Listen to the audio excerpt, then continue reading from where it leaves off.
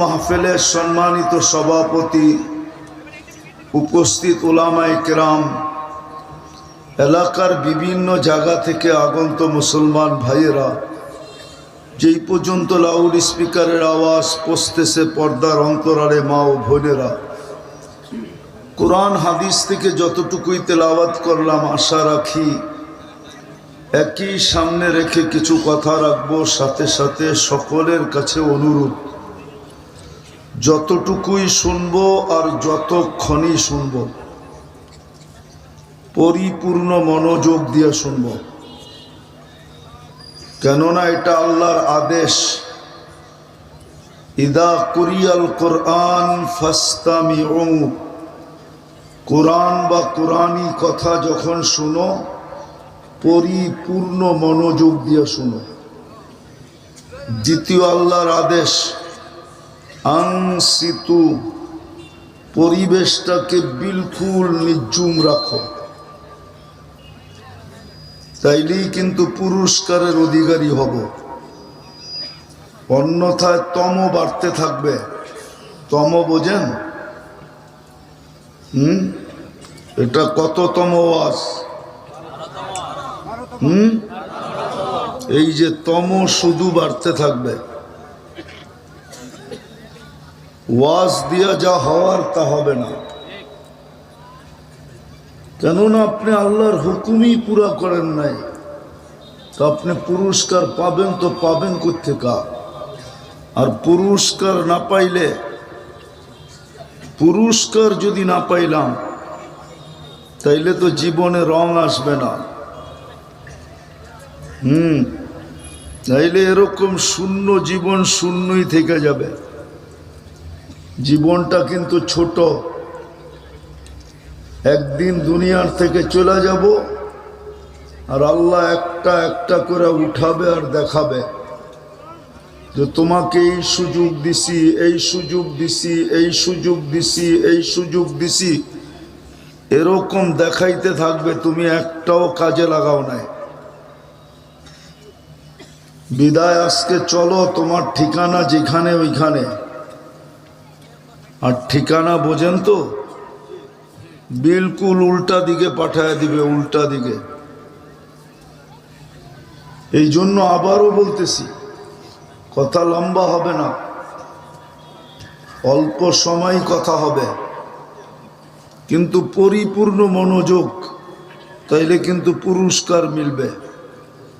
আর আল্লাহর পুরস্কার একটাও ছোট না। প্রথম পুরস্কার দিবে ইরজিউ মগফুরান লাক, যাও তোমাদের গুনাহ মাফ।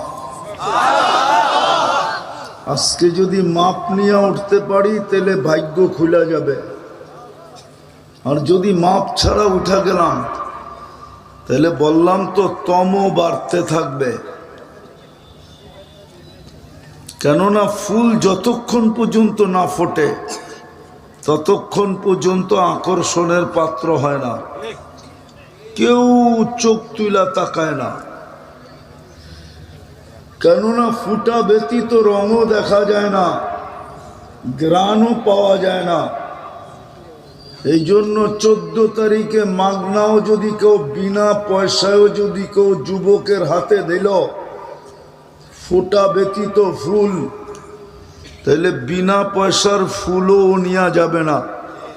কেননা ও জিয়া জানে, ও জানে এই ফুল নিয়ে গেলে জুতা দেখাবে, জুতা। আপনারা বুঝেন না, যারা বুঝার বুঝা ফেলছে। এই জন্য চিল্লানোর জন্য না, শুধু মনোযোগ দিয়ে শুনতে থাকো, চিল্লানের অনুমতি নাই। আমি চিল্লানে আলা বক্তা না, এই জন্য যতটুক শুনবো মনোযোগ দিয়ে, কেন আল্লাহর হুকুম। ফাস্তামিউ ওয়া আনসিতু, আমি কোরআন দিতেছি, কোরআন। ইদা কুরিয়াল কোরআন ফাস্তামিউ লাহ ওয়া আনসিতু লাহ লাআল্লাকুম তুরহামুন। কোরআন, কোরআন কিন্তু এই জন্য আওয়াজ না, শুনতে থাকো। ফুল ফুটা ব্যতীত যেরকম আকর্ষণের পাত্র হয় না, কেউ চোখ উঠায়া দেখে না, কেউ হাত বাড়ায়া নেয় না, কেউ পয়সা দিয়া কিনে না। ঠিক আমরাও যতক্ষণ পর্যন্ত না ফুটব, পুরস্কার না পাইলে ফুটব না, বন্ধই থেকে যাব। আল্লাহর কাছে আকর্ষণের পাত্র হব না, আল্লাহর কাছে আকর্ষণের পাত্র হব না। দুনিয়ায় যত বড়ই আকর্ষিত হই না কেন, যুবক দুনিয়ায় আকর্ষণের পাত্র আমি মানি, কিন্তু কয়দিন? যৌবন যতদিন আছে ততদিন তুমি আকর্ষণের পাত্র। তোমার দিকে দেখা অনেকজনে চোখ উঠায় তাকাবে, কেউ দেখা মুস্কি মুস্কি হাসবে, কেউ তোমাকে লেখাও দিতে পারে I.ইউ, আমি মানি, কিন্তু কতক্ষণ? যৌবন যতক্ষণ আছে ততক্ষণ। যৌবন শেষ, তোমার দিকে কেউ তাকায়ও দেখবে না। এই বয়স্ক মানুষগুলাকে জিগাও, এদের জীবন যৌবন যাদের কাছে পুরাটা হারায় ফেলছে, এখন ওনাদের কাছে গেলেও কয় বুইরা সইরা দাঁড়াও, দূরে সরো। এখন ওনারও লাইক করে না, ভালোবাসে না, ঠিক না? না, মনে হয় বোঝেই নাই। হ্যাঁ, সত্য এটা। যতক্ষণ যৌবন আছে তুমি আকর্ষণের পাত্র। রূপসীর কাছে যতক্ষণ রূপ আছে আকর্ষণের পাত্র, রূপ নাই আকর্ষণ শেষ। টাকাওয়ালার কাছে টাকা যতক্ষণ আছে আকর্ষণের পাত্র, টাকা নাই কেউ ওর দিকে চোখ উঠে তাকাবে না। প্রমাণ দিব। গত 15 বছর মিডিয়াওয়ালারা তেল মারতে মারতে মারতে মারতে মারতে বাংলাদেশের তেলের দাম 6 গুণ বাড়ায়া দিছে। আবার নিজেরাই লিখতে শুরু করছে পত্রিকায়, তেল ছাড়া কেমনে পাকান যায়। ওরাই আবার এখন স্বৈরাচার বলতে বলতে বলতে গলা শুকায়া দিতেছে। এটার নামই হলো দুনিয়া।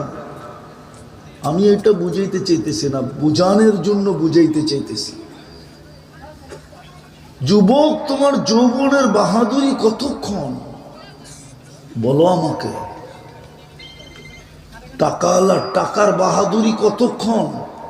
পুরুষের পুরুষত্বের বাহাদুরি কতক্ষণ? নারীর নারীত্বেরই বাহাদুরি কতক্ষণ? হ্যাঁ, ফুটাইতে যদি পারি নিজেকে, তাহলে দুনিয়ায় আকর্ষণের পাত্র হয় মানুষ, কিন্তু সাময়িক।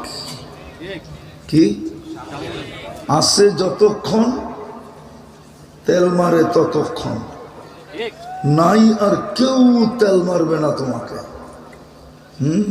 এই জন্যই প্রবাদ বাক্য আছে, তেলালার মাথায় তেল দেয়। তেলালার মাথায়, তেলালার মাথায় কি দেয়? নাই। এই এলাকায় নাই প্রবাদ বাক্য? তেলালার মাথায় সবাই কি করে? তেল কতক্ষণ থাকবে? আমি বুঝাইতে চেয়েছি, তুমি আল্লাহর কাছে আকর্ষণের পাত্র। আর আল্লাহর কাছে যে আকর্ষণের পাত্র হবে, সে চিরদিনের জন্য হবে।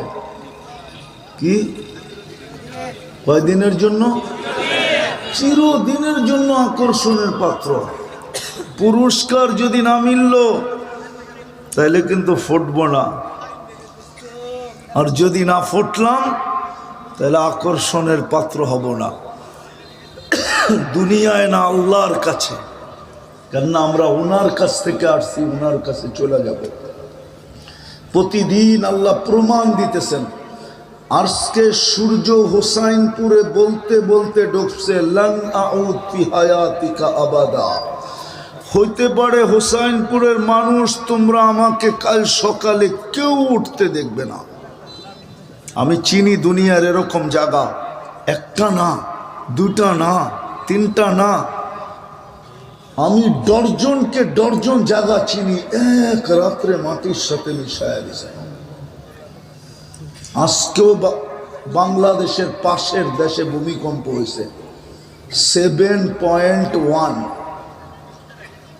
যদি হোসেনপুরে হইতো কি হইতো?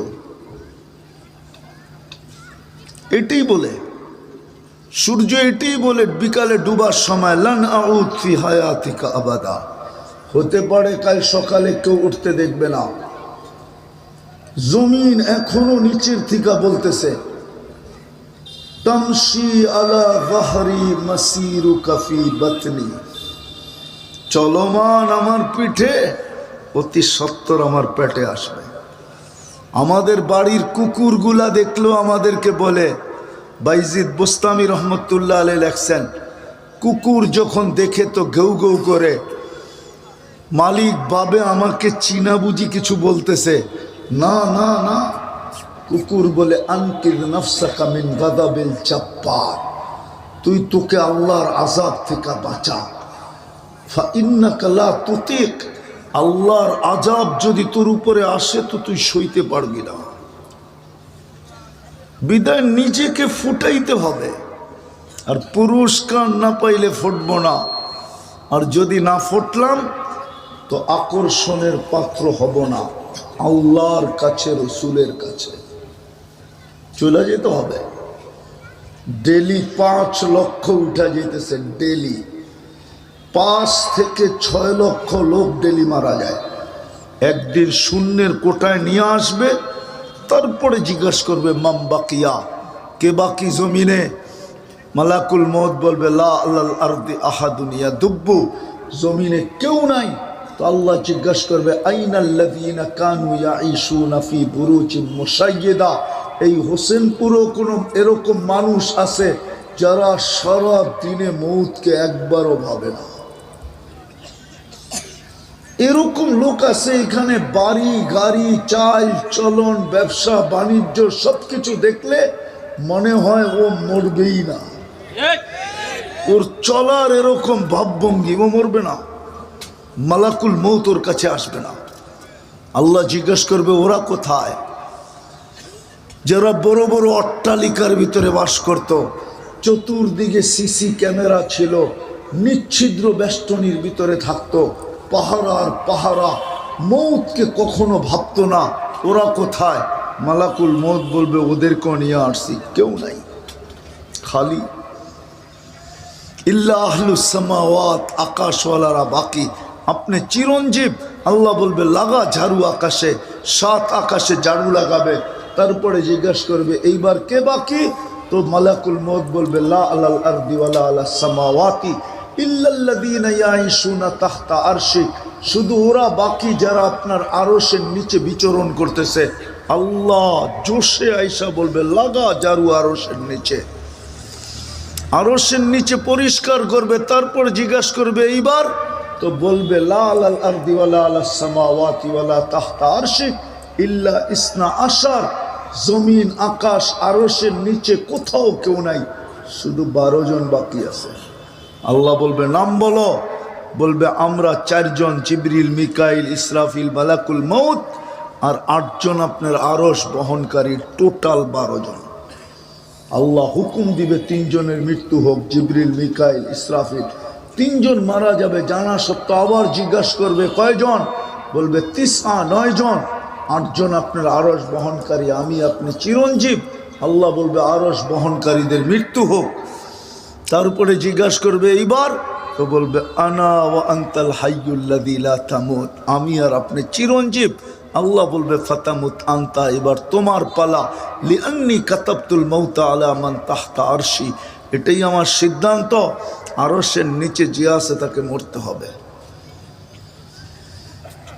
আর চিরঞ্জীব আমি আরশের উপরে, তারপরে ওনার উপরে মৃত্যুর যাতনা ঢালবেন, উনি পড়বে আর একটা চিৎকার দিবে আর বলবে লাউ আলিমতু সাকরাতাল মউত মা কাবাস্তু আরওয়াহাল মুমিনিন, যদি মৃত্যু সম্বন্ধে কিঞ্চিত ধারণা আমার থাকতো তাহলে মুমিন মুসলমানকে নিয়ে আসার জন্য দায়িত্ব আমি নিতাম না। এত কষ্ট, কিন্তু নিজেকে ফুটায় যেতে হবে, তাইলে আল্লাহর কাছে আকর্ষণের পাত্র হব। কিন্তু আফসোস তো এইখানেই, ফুটানের জন্য, আকর্ষণের পাত্র বানানোর জন্য সদ ইচ্ছায় তো মুসলমানের ঘরে জন্ম দিলেন। আমরা মুসলমানের ঘরে কার ইচ্ছায়? আরে বলেন না, জোরে বলেন না। আল্লাহ বললে গুনাহ হবে না, 40 নেকি মিলবে, 40 নেকি। আল্লাহ বলার 40 নেকি, অন্য 40 নেকি। সংখ্যা এক, কিন্তু ওজনেও এক না, গাঠিতেও এক না, শুধু সংখ্যা এক।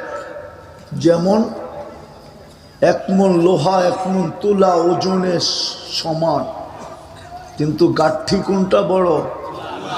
কত বড়? আল্লাহ বলার 40 নেকির গাঠি এরকম বড়, যদি কবুল হয়ে গেল আল্লাহ বলা, তাহলে মিজানের পাল্লায় জায়গা নিবে না। আমারটা মানেন, কারণ এটা আল্লাহর নাম। আল্লাহর নাম কি? আরে বলেন না, আল্লাহর নিজের নাম কি? আল্লাহ। মুসলমানের ঘরে আপনাকে কে অস্তিত্ব দিল? জোরে বলেন। মুসলমান আজকে আল্লাহ বলে না দেখি তো ডাক্তাররে পয়সা দেয়। আমার কাছে প্রমাণ আছে, প্রমাণ। খ্রিস্টান ডাক্তার বলছে, খ্রিস্টান যে মুসলমান, আবার ভিতরে রোগ, বলছে আমার যুগ বিয়োগে মিলে না। কেননা আল্লাহ লিখতে হার্ডের মতো হার্ড, একটু বেঁকা করে লিখলে হার্ড হয়, হার্ড। মনে হয় হুজুরে বিশ্বাস করে না। আলিফটা একটু বেঁকা করেন, হাঁটাকে একটু বেঁকা করে উঠায় দেন, দেখবেন একটা হার্ড হয়ে গেছে। কি ইংলিশ খ্রিস্টান ডাক্তার লেখছে, মুসলমান যদি আল্লাহ বলার মতো বলতো তো হার্ডে কোনোদিন রোগ হতো না, হার্ডে রোগ। আল্লাহ তো বলে না। যুবক তো আল্লাহর যৌবন দিয়া হোসেনপুরে তাফালিং করে। তাফালিং চিনো না? চিনো না? চিনো কি? ডাকায়া শব্দ, কিন্তু বুঝছেন এটা ময়মনসিংহের শব্দ না। তাফালিং করো তুমি, পুরা হোসেনপুরকে মাথায় উঠায় লাও, ঠিক না? সারা দিনে একবার আল্লাহ বলে না। আল্লাহ অল্প বয়সে তুমি যৌবন হারাইবা না তো কে হারাবে? হারবালের দোকানে যায় তুমি বসে থাকবে না তো কে বসে থাকবে? আমারে বুঝাও। সব হারবালই তো হোসেনপুরে আছে, ঠিক না? মডার্নও আছে, কলিকাতাও আছে, ঠিক না? চাইনিজ হারবালও আছে, ঠিক না? তুমি বসে থাকবে না তো কে বসে থাকবে? সারা দিনে তো একবার আল্লাহ বলে না। তো ফুটানের জন্য মুসলমানের ঘরে অস্তিত্ব দিছিলেন, আকর্ষণের পাত্র বানানোর জন্য। পাত্র কেমন পাত্র দেখাইতেছি। সৃষ্টি তো সৃষ্টি, আল্লাহ পর্যন্ত সালাম দিবে। আল্লাহ কে দিবে? কে দিবে? কোরআন বলে সালাম কওলাম মির রব্বির রহিম। মরে যাওয়া উচিত ছিল আমাদের এটা শোনার পরে, যে আল্লাহ সালাম দিবে আমাকে। কেমন আকর্ষণের পাত্র। আল্লাহর রসুল বলে শুধু সালাম, ইয়াস্তাকবিলুনি রব্বি, আল্লাহ আমাদেরকে জান্নাতের গেটে স্বাগত জানাবে। জান্নাতি জান্নাত দেখার আগে কাকে দেখবে? কাকে? কাকে দেখবে? হায় হায় হায় হায়। ওরে জিজ্ঞাসা করেন যে প্রথম মক্কা দেখছে, এরা আছে কেউ হজে গেছেন? হ্যাঁ হ্যাঁ, প্রথমবার যখন গেছে তো যখন বাইতুল্লাহর দিকে যাইতেছিল ভিতরটা কেমন লাগছে? খালি শান্তি না বেটা, দরপর কেমন করতেছিল? বর্ণনা দিয়ে বুঝাইতে পারবে না যে দরপর কেমন করতেছিল। যে আল্লাহর ঘর কি করব? দেখব। যদি ঘর দেখেই এরকম ভিতরে ছটপট করতে থাকে, তাহলে ঘরের মালিকরে যখন দেখবে কেমন হবে? কেমন হবে? আরে ভাবেন না, আমি তো বলি যদি মৌত থাকতো তো দেখতে দেরি, মরতে দেরি হতো না, সাথে সাথে মরা যেত। ওই আল্লাহ ইস্তেকবাল করবে। আকর্ষণের পাত্র বানানোর জন্যই তো মুসলমান বানাইছিলেন। কিন্তু ইসলামের ছাপ কতটুকু? ইসলামের রং তো নাই আমাদের কাছে। যুবক বলুক ওর কাছে ইসলামের রং কতটুকু? প্রত্যেক জিনিসেরই তো একটা রং আছে, ঠিক না? হ্যাঁ না, ইসলামের রং নাই? নাই, ইসলামের ছাপ নাই। কতটুকু যুবকের কাছে ইসলামের রং? ও যুবক, কতটুকু কতটুকু আছে ইসলামের রং তোমার কাছে? যদি ইসলামের রং থাকতো তাহলে তোমার চুলের ডিজাইন এরকম কেন হইতো? যদি ইসলামের রং থাকতো তোমার পোশাক এরকম কেন হইতো? তোমার চাইল কেন এরকম, চলন কেন এরকম, তোমার অঙ্গি কেন এরকম, তোমার ভঙ্গি কেন এরকম?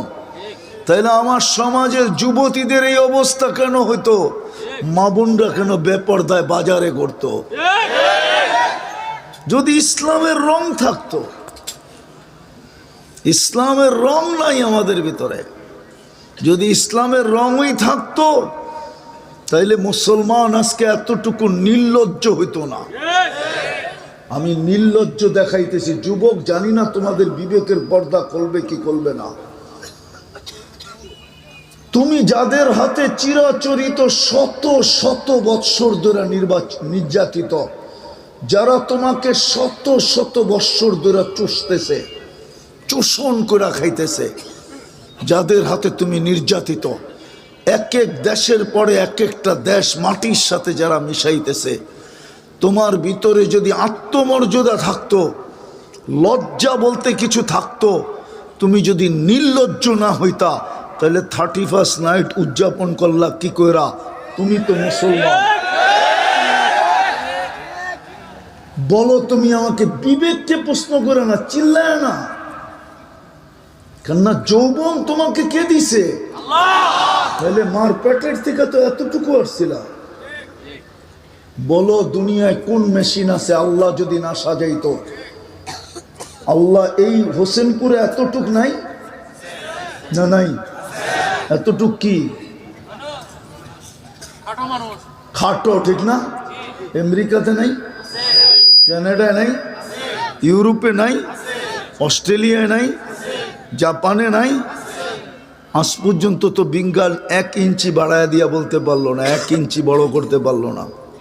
ও যুবক, তোমাকে যতটুক এতটুক আসছিল যদি আল্লাহ না সাজাইতো, তো দুনিয়ার কোন মেশিন তোমাকে সাজাইতো? আমাকে বলো, বলো। আল্লাহই তো তোমাকে সাজায়া দিল, ঠিক না? অমূল্য রত্ন যৌবন দিল, মুসলমানের ঘরে তোমাকে আকর্ষণের পাত্র বানানোর জন্য অস্তিত্ব দিল। তোমার ভিতরে যদি লজ্জা থাকতো, তাইলে ইহুদি খ্রিস্টান ফিলিস্তিনের বাচ্চাকে, আফগানিস্তান রক্তে রঞ্জিত করে গেল ইরাকে, ইরাক করে গেল লিবিয়ায়, লিবিয়ায় করে গেল ফিলিস্তিনে, ফিলিস্তিনে করে করতেছে লেবানন, তারপরে দাপে দাপে কোন দিকে যাবে আল্লাহই জানে। তারপরও তুমি ওদের 14 তারিখ, ওদের 31st নাইট কি করে উদযাপন করো? বলো, তোমার ভিতরে লজ্জা আছে না নাই? তুমি 14 তারিখ উদযাপন করো কি করে? 31st নাইট তো প্রস্তুতি আদায় করা শেষ, উদযাপন শেষ। এখন তো এই যুবকরা প্রস্তুতি নিতেছে 14 তারিখ উদযাপন করার জন্য। 14ই ফেব্রুয়ারি। লজ্জা থাকলে জীবনে কোনোদিন ফুল কিনতা না তোমরা, কেননা তোমাদের সবগুলোর চেহারা বলে একবার না একাধিকবার ছ্যাক খাওয়া। আমি অলিও না আবার খালিও না, কিন্তু হাত ধরে উঠায় কয়া দিমু কয়বার ছ্যাক খাইছো এই পর্যন্ত, কয়বার তোমারে জুতা দেখাইছে, জুতা। তারপরও তো হুশ হয় নাই। হুশ হইছে? হ্যাঁ কি তোমার ভাগ্যে কি একটা লেখে নাই আল্লাহ? হ্যাঁ লেখছে না লেখে নাই? তুমি কি জিরো আইছো? জিরো লেখে নাই তোমার ভাগ্যে না লেখছে? তো ফুল নিয়ে দৌড়ানোর দরকারটা কি? আর বারবার শেক খাওয়ারই দরকার কি? আবার মিছিলই করার দরকারটা কি? ওরা তো খালি সামাজিক কারণে মিছিল করে, না হলে হোসেনপুরের ডেলি মিছিল হইতো। পুলিশ প্রশাসন যেই কজন আছে এই থানায়, ওরা বলতো আরো 100 গুণ আনলো।